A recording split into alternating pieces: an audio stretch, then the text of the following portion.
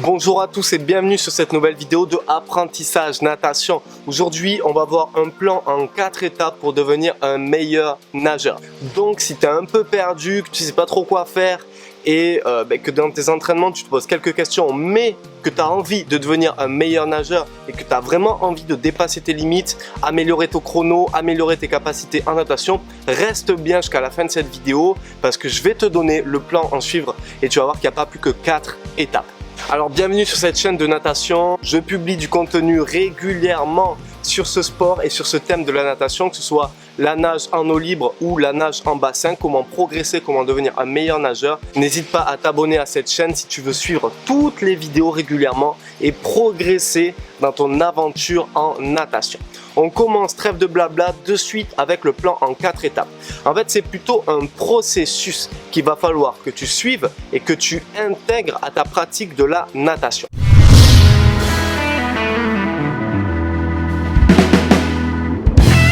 La première chose à faire, c'est d'identifier ton objectif principal. Peut-être qu'aujourd'hui, tu veux réaliser un triathlon, tu vois, un triathlon M. C'est-à-dire que peut-être que tu vas vouloir arriver à nager 1900 mètres en mer, à l'océan ou dans un plan d'eau sans te fatiguer.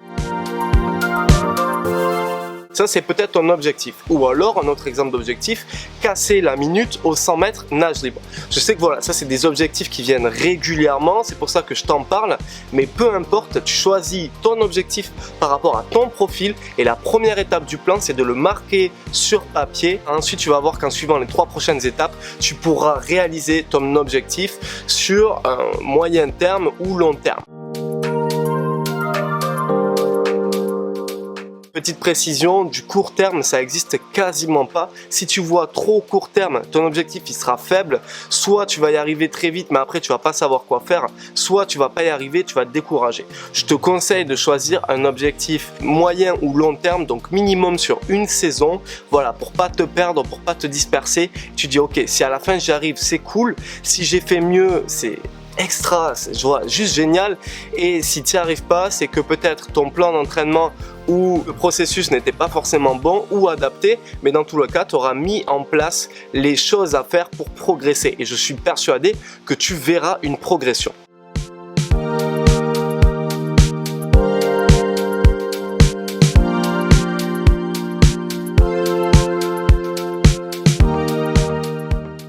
Et n'hésite pas à mettre ton objectif sur papier ou dans les commentaires de cette vidéo. Comme ça, moi, je pourrais un peu t'aider, tu vois, à travers ma réponse à peaufiner ton objectif si tu en as un. Donc, l'espace commentaire est fait pour ça. Partage ton objectif avec nous sur cette chaîne.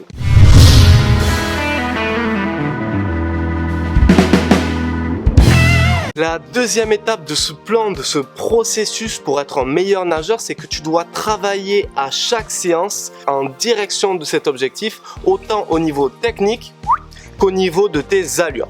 C'est-à-dire que ton objectif il doit être mesurable dans le sens où peut-être que ça va être sur la nage du crawl ton objectif principal et peut-être qu'il y aura un chrono, comme quand tout à l'heure je t'ai dit nager moins d'1 minute au 100 nage libre.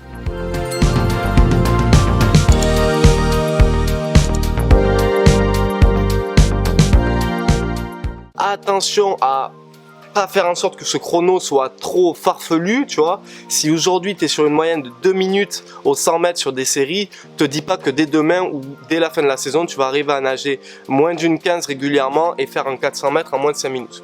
Bon, faut que ton objectif il soit réaliste, mais il faut que chacune de tes séances, et ça c'est le point numéro 2, il faut que chacune de tes séances se dirige directement vers cet objectif, autant au niveau technique qu'au niveau chronométrique.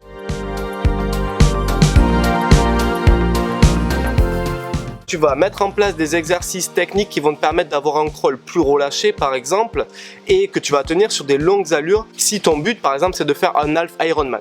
Ok, par contre si ton but c'est de nager plutôt rapidement en crawl, chacune de tes séances doit au moins comporter une partie technique adaptée à ta nage du crawl ou à ta spécialité et également des allures chronométriques qui vont aller dans ce sens-là.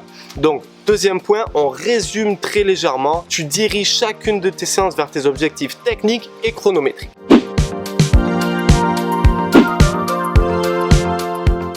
Encore une fois, si tu as une petite idée, n'hésite pas, l'espace commentaire est fait pour ça. Et tu peux mettre aussi un pouce bleu si ton idée se précise au fil de la vidéo.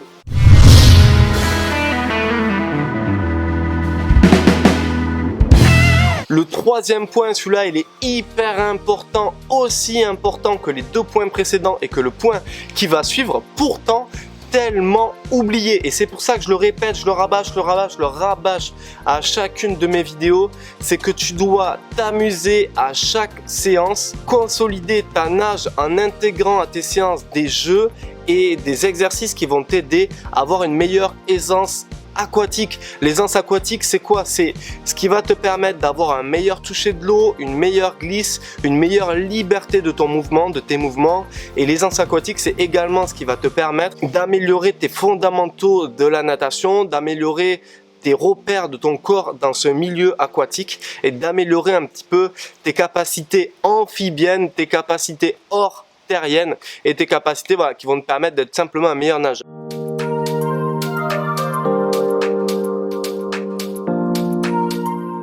Donc, l'aisance aquatique, les jeux, c'est indispensable et tu dois également intégrer ça à tes entraînements.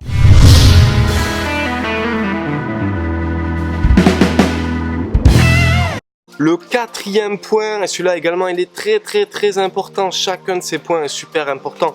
Tu dois mesurer tes résultats, tu dois mesurer tes performances, séance après séance, semaine après semaine. Tu dois être capable de te dire, ok, la semaine 1 et au début de la saison, j'ai fait tant de coups de bras. La semaine 2, j'ai fait tant de coups de bras, tel chrono. Sur un 8 x 50, je suis capable de faire ça. Je suis capable d'être autant régulier que ça. Et moi, ce que je veux, c'est être encore plus régulier les semaines qui vont suivre, les mois qui vont suivre.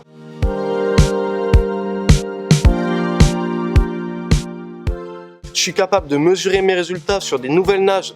J'ai réussi à apprendre le PAP, j'ai réussi à apprendre le dos, j'ai réussi à poser ma nage, j'ai une respiration plus fluide, etc. Tu dois trouver des moyens de mesurer tes performances, mesurer tes résultats.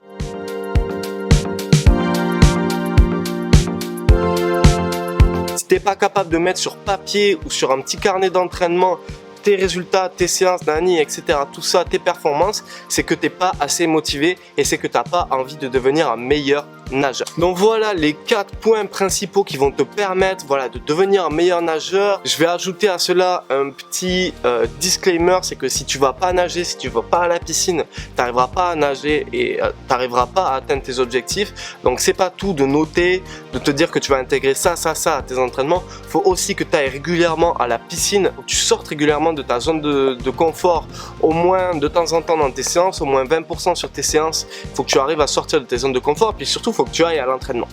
Mais si tu arrives à intégrer tout ça et que tu arrives à mesurer tes progrès, que tu travailles un peu ton aisance aquatique, que tu améliores ta technique, etc., tu vas également prendre du plaisir à aller à la natation et tu vas voir ça comme un jeu. Donc vraiment, si tu veux progresser, si tu penses que tu as besoin d'aide, etc., n'hésite pas à faire appel à moi. Je te mets un lien dans la description où tu peux remplir un petit questionnaire et qui va te permettre simplement de me décrire ton profil et pourquoi tu veux progresser. Donc tu as un petit lien dans la description qui va te permettre d'accéder à un coaching que je vais me permettre de te dispenser pour que tu puisses être accompagné, pour que je puisse te donner des éléments personnalisés par rapport à ton profil. C'est un petit cadeau que je te fais, tu peux mettre ça dans la description. Le lien est disponible dès maintenant, je vais limiter les places, je vais mettre ça limité à 15 places et tu peux me rejoindre et on pourra partager ensemble un petit coaching si tu souhaites aller plus loin. Si on résume un petit peu les points de cette vidéo, en premier lieu, tu dois fixer tes objectifs sur au moins une saison. Donc tu peux faire sur 2 saisons. Moi je te conseille de faire sur 1 et 2 saisons, tu fixes tes objectifs année 1, année 2. Ensuite tu dois diriger chacune de tes séances vers cet objectif, autant au niveau technique que au niveau chronométrique. Ensuite le troisième point, c'est que tu dois constamment intégrer des exercices et des jeux qui vont te permettre d'améliorer ton aisance aquatique en travaillant les 5 fondamentaux de la natation et en travaillant également les 4 nages. Du coup, tu vas t'amuser, tu vas perfectionner tes capacités motrices dans l'eau. Et le quatrième point, c'est que tu dois mesurer tes résultats. Si tu veux que je t'accompagne dans tout ça, encore une fois, il y a le lien dans la description. Si cette vidéo t'a plu, tu n'hésites pas à mettre un pouce bleu et n'hésite pas également à t'abonner à cette chaîne si tu veux être au courant de toutes les prochaines vidéos. Je sors des vidéos régulièrement et mon but principal, c'est vraiment de t'aider en natation pour que tu puisses avancer. C'était Malcolm de Apprentissage Natation. Je te dis à très vite dans une nouvelle vidéo. Ciao, ciao, bye.